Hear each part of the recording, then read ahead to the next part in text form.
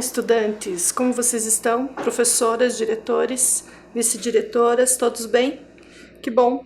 Nos encontramos para mais uma aula de língua portuguesa e a gente vai avançar hoje o nosso conteúdo sobre fábulas. Estamos finalizando, são nossos últimos encontros. Vamos lá? Para reflexão, como a gente sempre faz, iniciar a aula com uma reflexão, hoje eu vou fazer uma proposta diferente. Eu vou contar uma história, a história da Okpija. É um conto africano. E a partir deste conto é que a gente vai fazer a reflexão. E já vou dizer qual vai ser o encaminhamento. Então, olhem bem para a imagem e conheçam a Okpija. Olhem os detalhes do cabelo, do rosto, os enfeites no corpo, na roupa. Prestaram atenção? Muito bem. Agora, com essa imagem fotografada na memória de vocês, eu conto a história, o conto, e você tenta lembrar dela, vai desenhando os acontecimentos com o que eu for contando, ok? O exercício também é hoje de memória, a gente não vai ler, a gente vai ouvir. Antigamente, nessas regiões do Oriente e mesmo na nossa região aqui, a oralidade era a única forma de expressão e comunicação, né? Depois que a gente foi para a língua escrita. Então, contar e ouvir histórias era uma prática comum. Vamos exercitar isso e relembrar esse exercício? Então tá. A história da Okpija, quem me contou foi a minha mãe, mas ela faz parte de um livro de contos africanos, produzido por escritores africanos. Okpija era uma moça, princesa, que nasceu num povoado africano. Nesse povoado, ela era a mais bela jovem, a mais bela mesmo. Parece que os cabelos dela eram os mais brilhantes, os mais bem enfeitados, com as tranças mais perfeitas. Parecia que a pele dela brilhava ao sol, como ouro. Parecia que os olhos dela tinham sido desenhados à mão. Os lábios tinham uma cor que ninguém explicava. Ela era alta, ela era delicada, ela tinha movimentos suaves, ela conversava com todo mundo. Isso fez com que os homens da região se encantassem muito por Okpija e todos desejavam casar-se com ela. Claro que isso também provocou uma inveja nas mulheres, que desejavam ser como Okpija. Afinal, todos os homens queriam casar-se com elas, e isso era complicado, porque as mulheres também queriam casar-se com os homens, né? Muito bem. Só que, para além disso, também desenvolveu na Okpija um sentimento muito estranho. Okpija passou a se sentir importante, se sentir tão especial, porque era admirada por homens e por mulheres, porque era invejada pelas mulheres e desejada pelos homens, que ela começou a achar que não existia ninguém no mundo que estivesse ao alcance da beleza, da formosura, da pessoa que ela era. E ela começou então a esnobar, a se relacionar com essas pessoas, homens e mulheres, de uma forma assim muito prepotente, arrogante, né? Como se fosse superior a essas pessoas. Muito bem. Passaram-se algum tempo, né? A Okpija continuava sendo uma mulher formidável e encantadora e assunto das rodas de conversa de todos os grupos. Os pescadores estavam falando sobre Okpija, então. Estavam no seu trabalho, sobre um barco, pescando e falando de Okpija, falando da sua beleza, falando das maravilhas, do sonho que tinham em tê-la como esposa, mas também comentando do comportamento dela, que era um comportamento de prepotência, de arrogância, de achar que nenhum homem era suficiente para ela. E quem ouviu essa conversa foram os peixes do mar, onde esses homens pescavam. Então, nessa conversa entre os peixes também, eles resolveram que poderiam ser os maridos de Okpija. Por que não? Eles pensaram, por que ela não se casaria com um peixe? E chegaram no primeiro empecilho, simples. Ela é humana e nós peixes. Então 3 peixes decidiram pedir a Deus que transformasse eles em homens para que eles pudessem seduzir, né, ou tentar fazer com que Ocpija se apaixonasse por eles e casasse-se com eles. Pois bem, Deus atendeu o pedido. Mas em troca, Deus pediu então que eles mantivessem os mares sempre limpos, sempre despoluídos. Eles aceitaram de pronto, né? Ok. Deus ofereceu-lhes então a figura, o corpo, né, o jeito, a forma de agir de homens, de seres humanos, belos seres humanos, e eles apareceram na cidade, no vilarejo onde Ocpija morava. Ocpija encantou-se por eles. E eles conversavam, eles trocavam ideias, e Ocpija pela primeira vez sentiu que tinha 3 pretendentes. Pois bem, mas como escolher?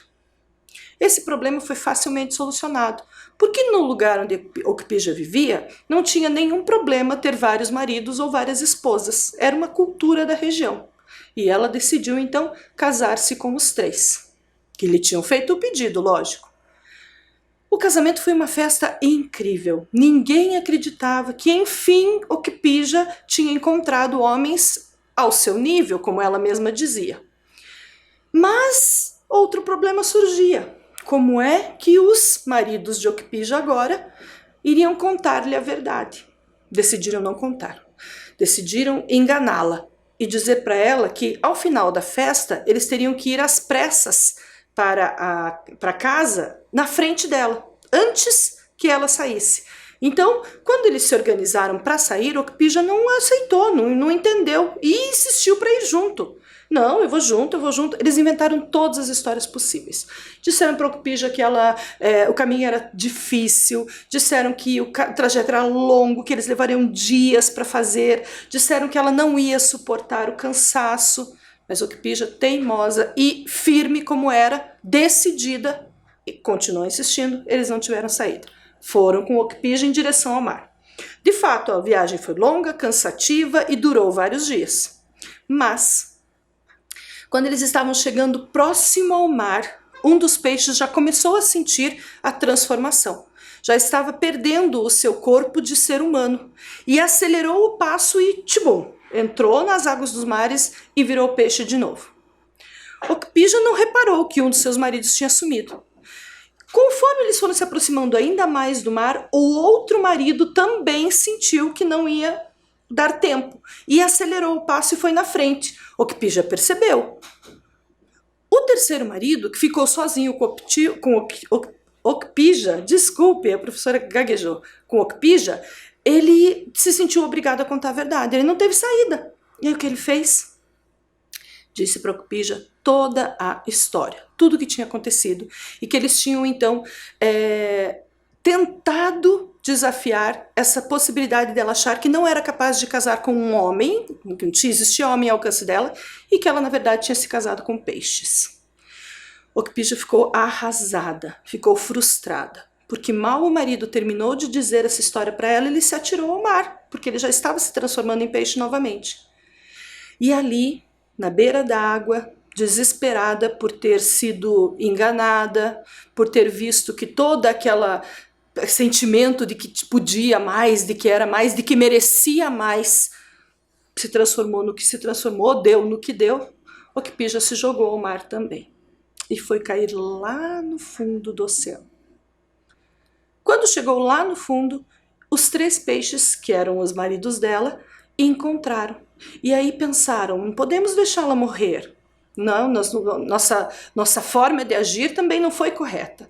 E pediram, rogaram a Deus que salvasse, que ela não merecia a morte. Pois bem, Deus mais uma vez aceitou e fez o pedido dos peixes. Porém, Deus também disse que só poderia fazer essa transformação de Ocpija, né, deixá-la viva, se ela se tornasse um peixe. E foi o que ele fez, transformou Ocpija num peixe. Esse conto é narrado até hoje nos grupos que circulam, que moram nessa região de onde a história surgiu. E dizem as pessoas que até hoje encontram-se, os pescadores principalmente, pescam peixes com aspectos humanos, que dizem ser os descendentes de Ocpija.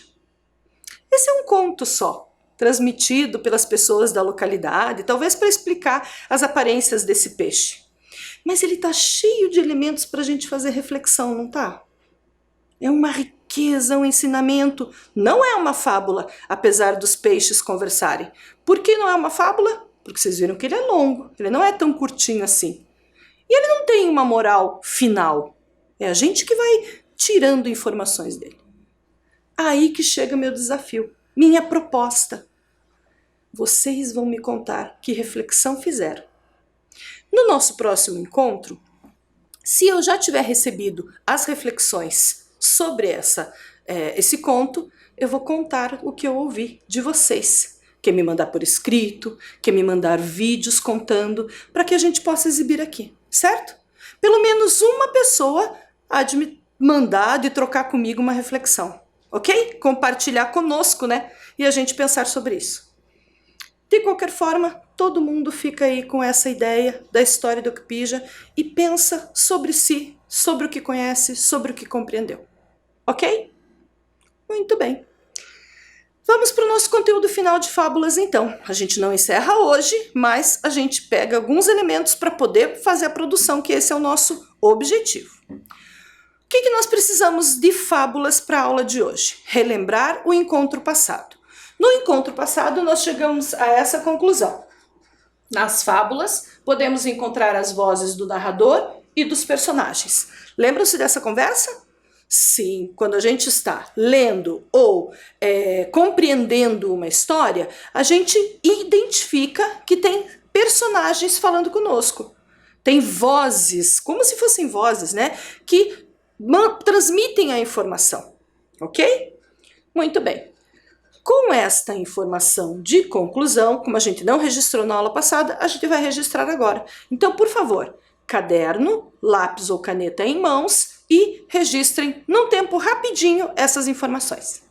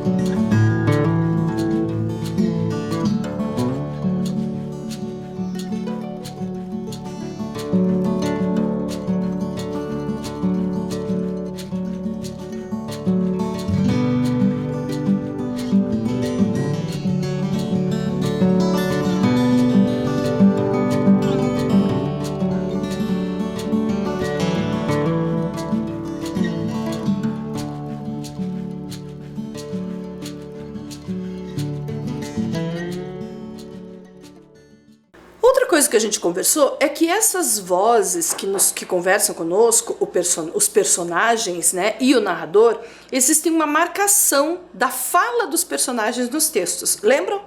A gente identificou as aspas, essas duas marcas no início e no fim da fala, que tem a função de sinalizar a voz do personagem, a fala do personagem, e o travessão, que é esse tracinho, esse travessão mesmo, que a gente coloca apenas no início das falas dos personagens.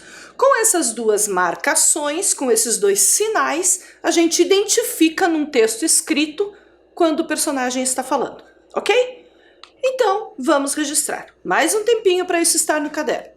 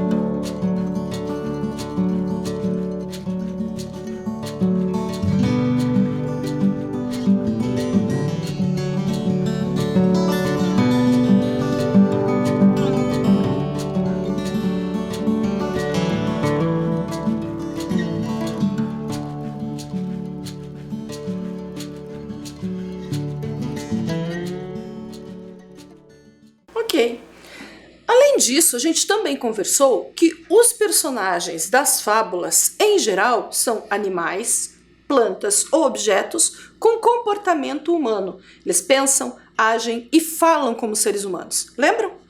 Mas que eles também pegavam características que eram dos animais e davam para essas características uma leitura, um modo de entender de ser humano. Certo? Por exemplo, a gente sabe que a lebre é rápida, mas a gente colocou a rapidez na lebre se comportando como um humano. Lembram disso? A gente vai fazer outros exemplos, mas pensando nisso, vamos fazer um exercício. O exercício é o seguinte: vocês vão copiar no caderno agora essas informações. São uma lista de 10 animais. Depois eu vou mostrar para vocês uma lista de 10 características, ou combinações de características. E vocês vão ter que colocar os números olhando para a tela aí no caderno. Então, se vocês identificarem, por exemplo, rapidez, vocês colocariam para qual desses animais? A gente tem raposa, leão, lobo, burro, cordeiro, cobra, formiga, tartaruga, corvo e cão. Então, você vai identificar se algum deles teria essa característica e coloca o número da característica dentro desses parênteses, ok? Então, um tempinho para copiar e a gente já volta para olhar as características. Vamos lá?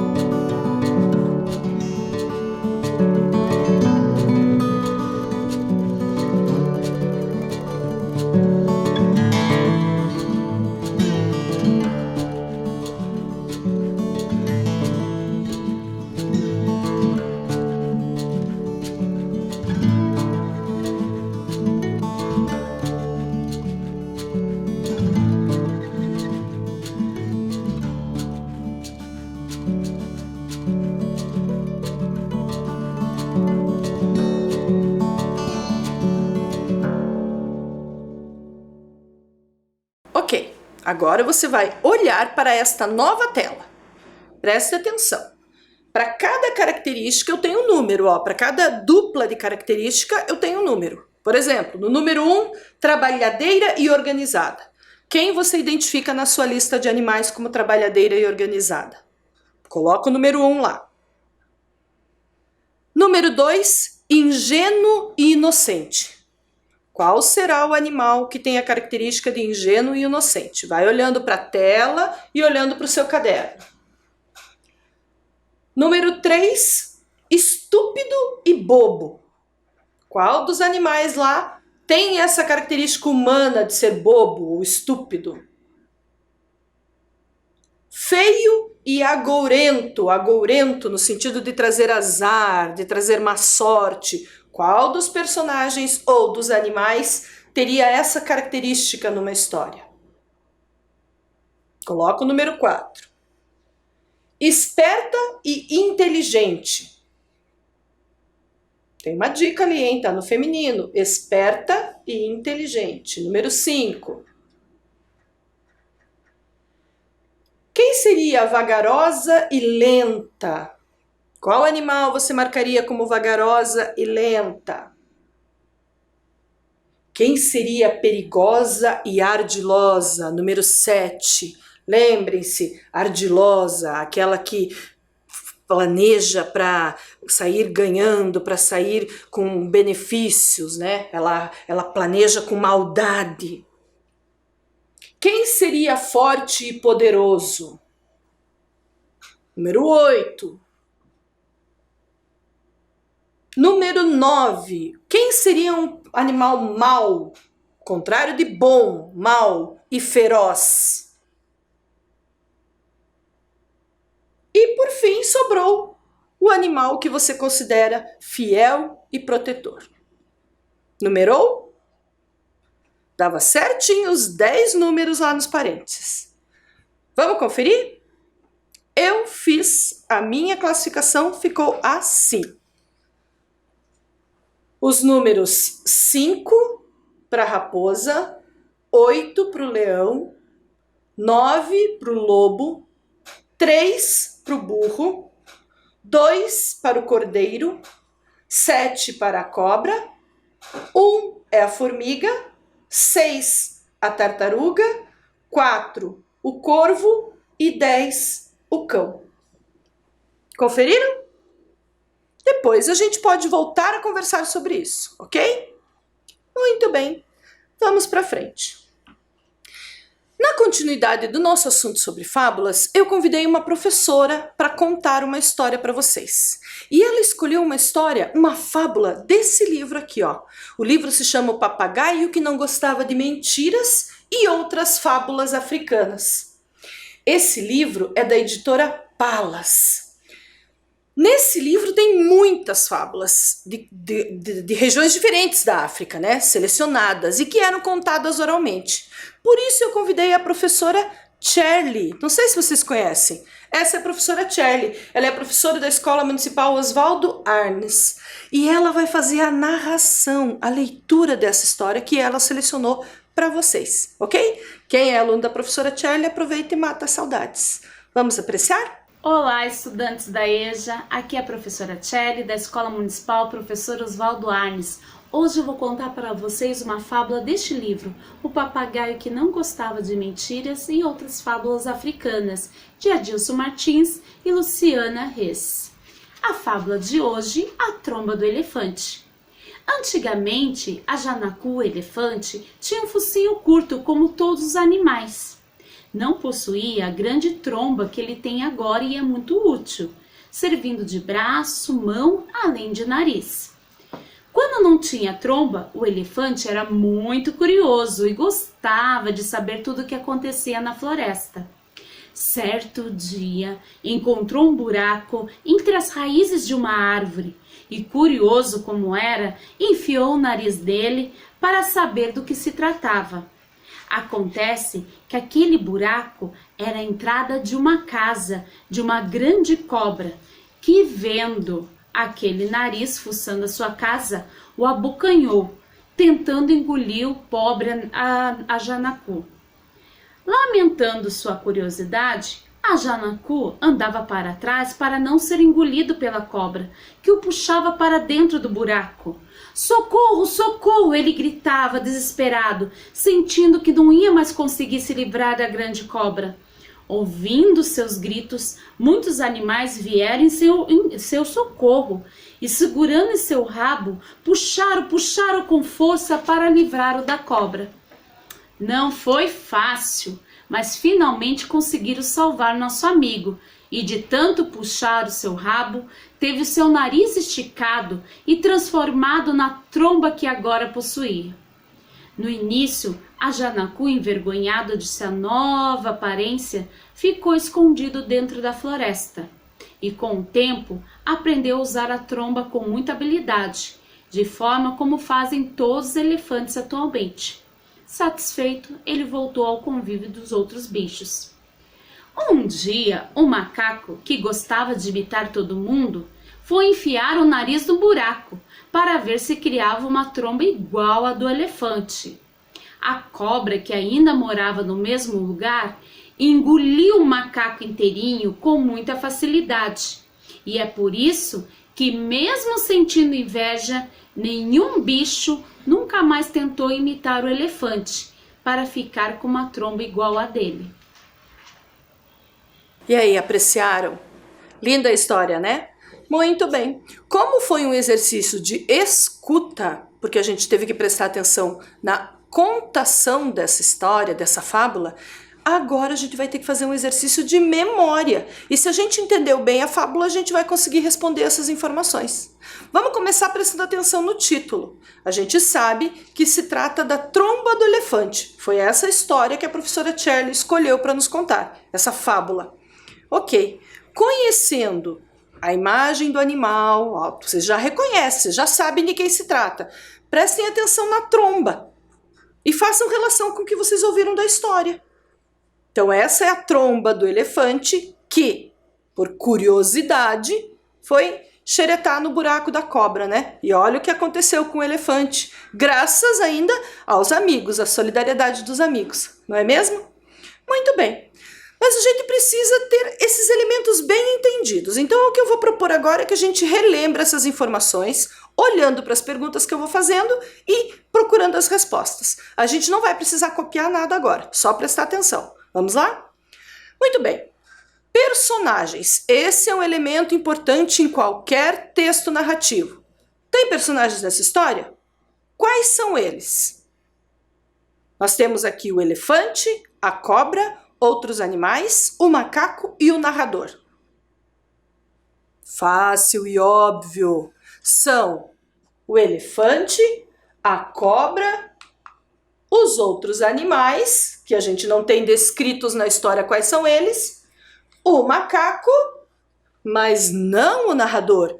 Neste conto, a narradora era a professora Tchely e ela não fazia parte da história. Então o narrador nesta fábula especialmente não era um personagem, certo? Muito bem. Tendo essa informação clara, sabemos o título, compreendemos o que é o animal, a tromba, o que aconteceu, conhecemos os personagens, reconhecemos. Vamos olhar para o comportamento humano. Lembrem, esta é uma característica forte da fábula. Qual o comportamento humano que cada personagem apresentava? A gente tem ali a listinha de elefante, cobra, outros animais e macaco. Qual deles era o invejoso? Apresentou a característica de invejoso. Que número vocês colocariam ali? Qual deles eram solidários? Pista, está no plural, isso ajuda a gente a lembrar. Qual deles era traiçoeiro? E por fim, qual deles foi o curioso? Fácil, vamos lá? O elefante foi o curioso, graças à curiosidade dele, é que ele ganhou aquela tromba, segundo a fábula. A cobra foi a traiçoeira, porque ela estava escondida naquele buraco e atacou o elefante sem ele saber, né? Os outros animais foram solidários, porque foram eles que fizeram todo o esforço para tirar o elefante daquele perigo, por isso ele ficou com o nariz em forma de tromba. E o macaco que no final das contas invejou a tromba do elefante e acabou tendo um final não tão feliz. Não deu tempo de ser salvo. Certo?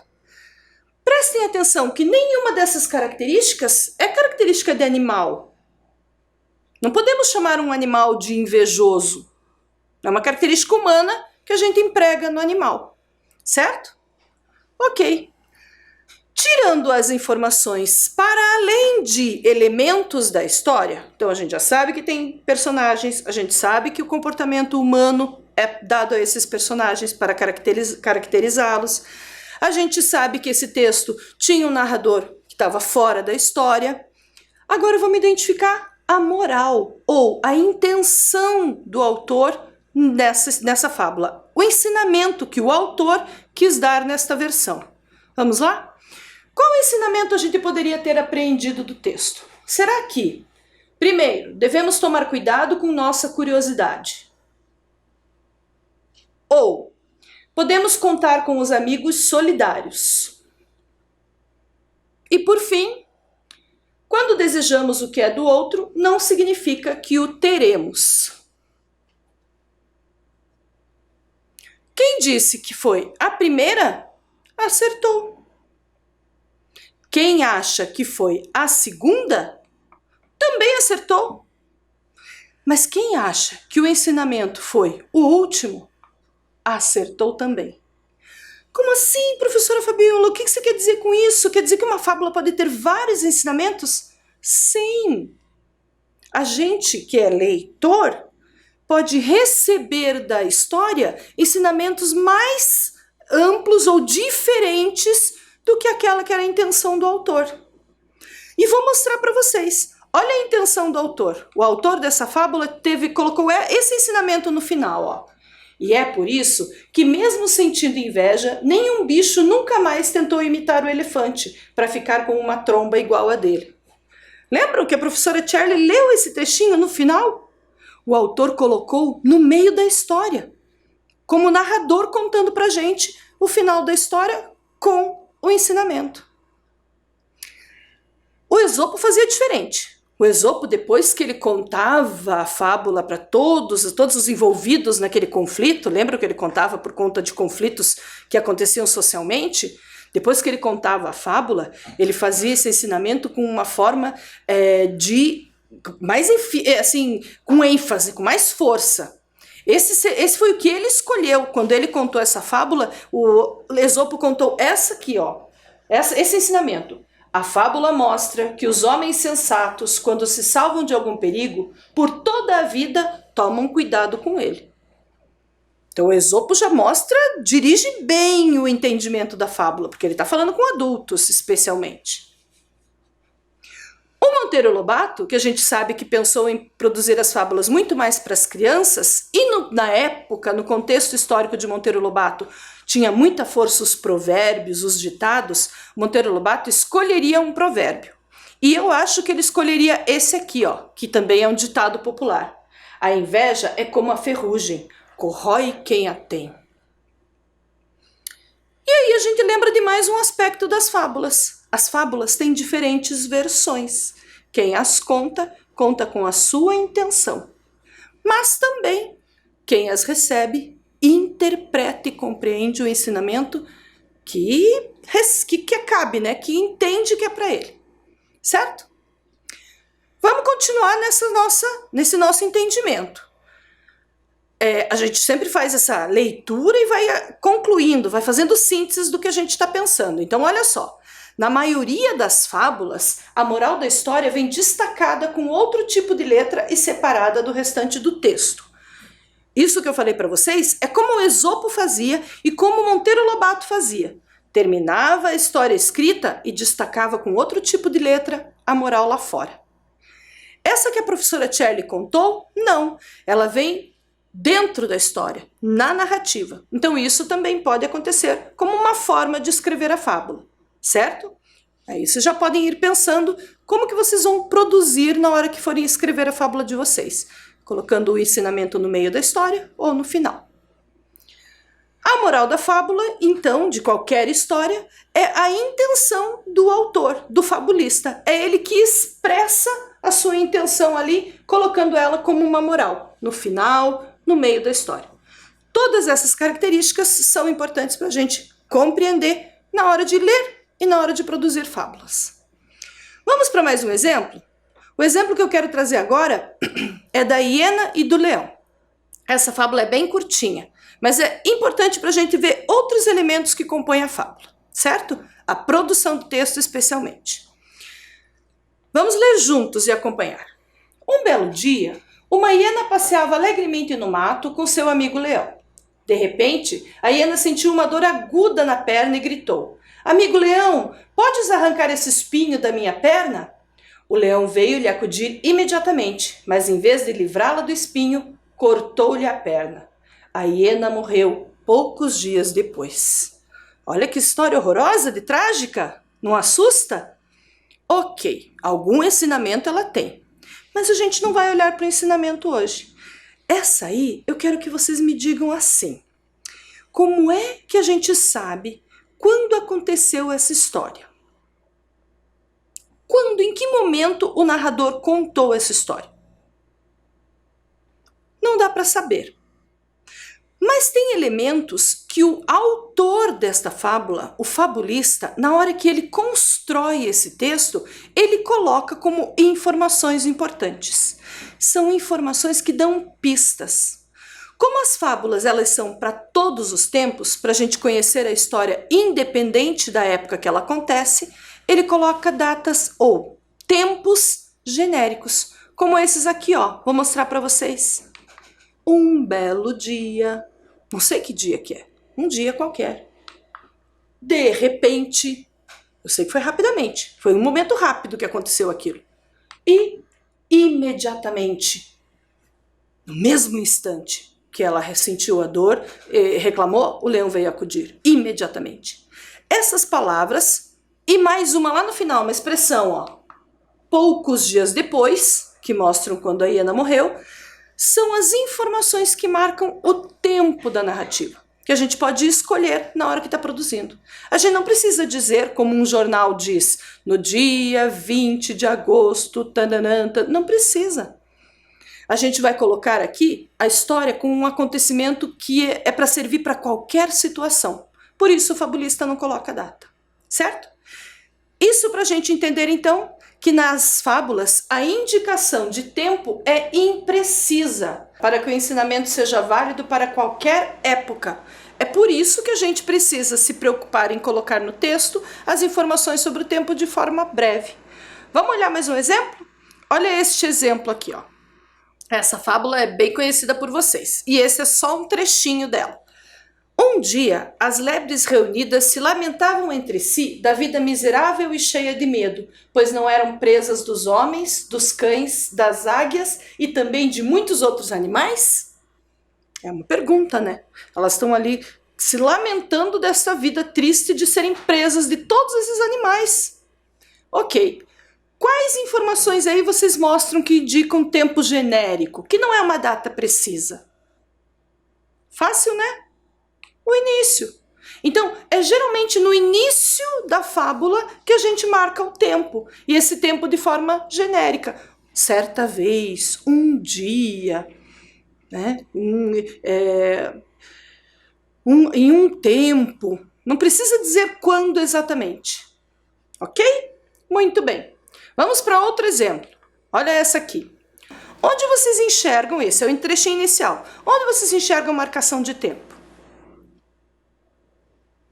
Não tem. Não tem. Mas professora, e agora? Tem algum problema? Não tem nenhum problema. Quando a gente está pensando e produzindo fábulas, quando a gente está pensando nessa escrita que é para qualquer época, que é para qualquer grupo, que a gente não precisa marcar o dia que o fato aconteceu, a gente também não precisa nem dizer quando aconteceu. Esse é um elemento muito específico das fábulas. Não é comum em todas as histórias narrativas, em todos os contos, em todas as crônicas. A gente tem textos diferentes.